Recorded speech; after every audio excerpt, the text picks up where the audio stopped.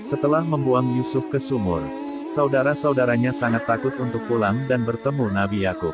Mereka pun menunggu sampai malam agar bisa menutupi keburukan mereka. Mereka juga memiliki ide untuk mengatakan kepada Yakub kemana Yusuf.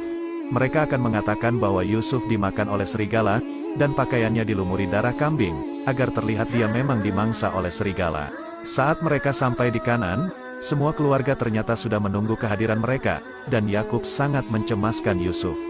Ketika anak-anak yang datang sambil berpura-pura menangis, Yakub menyadari bahwa Yusuf tidak ada di antara mereka, lalu ia pun jatuh pingsan. Saat sudah sadar Yakub bertanya kepada Yahuda, apa yang sebenarnya terjadi. Yahuda dan Samun menceritakan, jika Yusuf dimangsa oleh segerombolan serigala saat mereka sedang menggembala kambing. Dengan sandiwaranya mereka semua mengarang cerita, seakan-akan kejadian itu sangat mengerikan bagi mereka. Yahuda juga memberikan pakaian Yusuf yang sudah dilumuri darah kambing tadi kepada Yakub, agar dia percaya bahwa memang Yusuf dimangsa oleh para serigala. Yakub pun percaya jika itu adalah pakaian milik Yusuf yang membuatnya semakin bersedih dan kembali pingsan. Tak berselang lama, saat Yakub sudah sadar dia mulai curiga terhadap anak-anaknya, jika cerita yang mereka ceritakan itu telah dibuat-buat, karena menurutnya serigala yang memangsa Yusuf sangat baik hati. Karena para serigala itu memangsa Yusuf tanpa mencabik-cabik pakaiannya. Seketika mereka pun terdiam mendengar perkataan ayahnya itu. Zulfa pun kembali mengingatkan mimpi Yakub tentang seorang anak yang diserang kawanan serigala waktu itu. Tapi Yakub tidak percaya kalau Yusuf diserang oleh kawanan serigala, karena bajunya saja tidak ada yang robek sedikit pun. Yahuda dan Samun merasa aneh kenapa pakaiannya masih utuh, dan masih berpura-pura tidak tahu apa yang telah terjadi. Yakub memang tidak tahu apa yang sebenarnya terjadi, tapi dia memperingatkan kepada anak-anaknya, karena mereka telah dikuasai oleh hawa nafsu. Dan dalam peristiwa ini setan telah menghantui mereka semua. Setelah Yakub pergi, mereka mulai cekcok. Karena Yakub tidak mempercayai perkataan mereka semua. Mereka juga akan terus bersandiwara sampai ayahnya bisa percaya apa yang mereka katakan tadi. Sementara itu di sumur, Yusuf didatangi oleh malaikat wahyu yaitu Jibril. Yusuf kaget melihat sosok malaikat Jibril dan menanyakan siapakah dirinya. Lalu Jibril mengatakan bahwa dia adalah utusan Allah, untuk menemani dan membuat hati Yusuf tenang. Yusuf langsung menceritakan kejahatan saudara-saudaranya sampai dia babak belur kepada Jibril. Jibril pun mengatakan dengan izin Allah, luka di tubuh Yusuf semuanya sudah sembuh. Yusuf kembali pertanyaan bagaimana cara mengobati luka hatinya yang telah dizolimi oleh para saudaranya. Tapi dia tidak ingin saudara-saudaranya itu dihukum karena dia sangat menyayangi mereka semua. Yusuf hanya bingung kenapa para saudaranya tidak menyukainya, dan apa salahnya kepada mereka. Kelak ia juga menginginkan agar mereka segera bertaubat kepada Allah. Jibril langsung menjawab perkataan Yusuf, jika nantinya dialah yang akan memaksa para saudaranya untuk bertobat. Setelah waktu yang cukup lama, Yusuf nantinya akan berkuasa atas mereka dan membuat mereka menyesali semua ini. Sebelum pergi, Jibril mengatakan kepada Yusuf kalau dia harus terbiasa menjalani banyak kesulitan. Keesokan harinya, semua warga Kanaan dan keluarga Yakub mencari Yusuf di sekitar ladang gembala yang biasa mereka tempati. Saat beberapa warga mereka di sumur Yusuf, malaikat Jibril kembali datang kepada Yusuf dan menyuruh Yusuf untuk tidur. Karena Allah berkehendak lain jika Yusuf belum boleh bangun dan kembali ke ayahnya Nabi Yakub. Tapi saat saudara-saudaranya mendatang Yusuf, dia pun terbangun dan mengatakan jika dia baik-baik saja, hanya saja dia merasa lapar.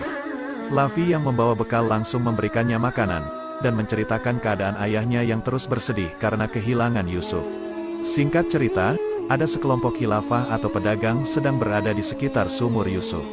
Dan di saat itu juga datang badai pasir yang membuat khilafah itu harus kehilangan arah untuk menuju Mesir.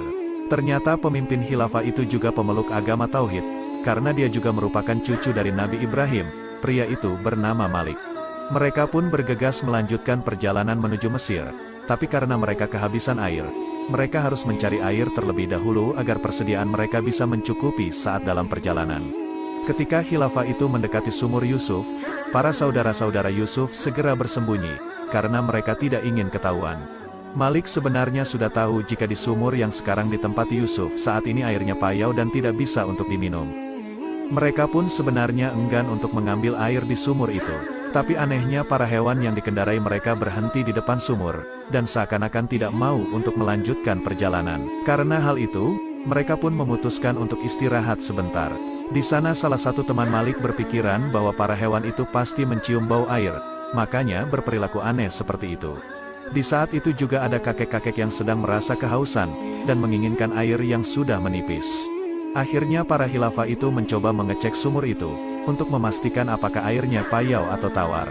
Dan dengan kehendak Allah, air sumur yang seharusnya payau berubah menjadi tawar, yang membuat Malik merasa aneh mengetahui hal itu.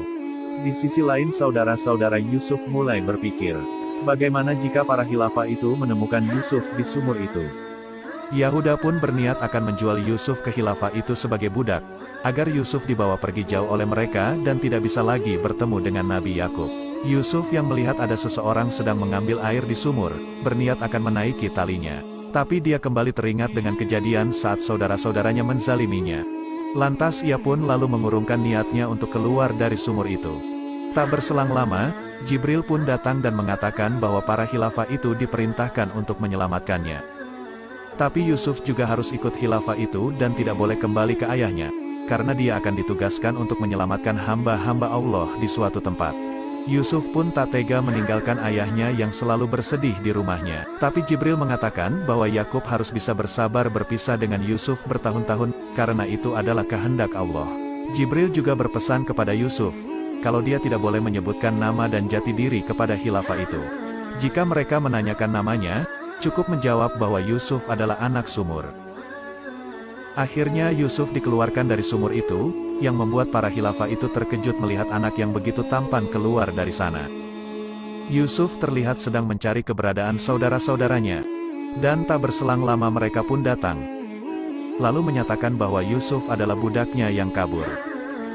Mereka pun berniat akan membawa Yusuf pulang. Tapi Yusuf sempat mengatakan kepada Malik, bahwa mereka telah membuangnya ke dalam sumur itu, yang membuat Malik merasa iba terhadap Yusuf. Ketika Yusuf ditanya oleh Malik, apakah benar dia budak mereka, Yusuf hanya menjawab bahwa mereka punya kekuasaan atas dirinya dan penanggung jawab urusannya. Hal itu membuat Malik berpikir bahwa jawaban Yusuf memiliki beberapa arti, dan tidak akan mengembalikan Yusuf kepada mereka. Yahuda pun berniat akan merebut Yusuf secara paksa, namun hal itu langsung dicegah oleh Lavi yang lalu menawarkan untuk menjual Yusuf kepada Malik. Malik pun merasa aneh, kenapa mereka begitu cepat berubah pikiran. Lavi pun mengatakan bahwa mereka sudah lelah harus selalu mencari kemana Yusuf pergi. Mereka pun saling berunding, dan akhirnya mendapatkan sebuah kesepakatan untuk menjual Yusuf. Mereka juga meminta agar membawa Yusuf pergi sejauh mungkin, agar dia tidak bisa kembali lagi. Yahuda lalu mengancam Yusuf, jika dia kembali lagi ke Kanan, maka dia akan langsung membunuhnya. Mereka juga mendatangani sebuah bukti transaksi penjualan budak, agar nantinya Yusuf bisa dijual kembali oleh Malik.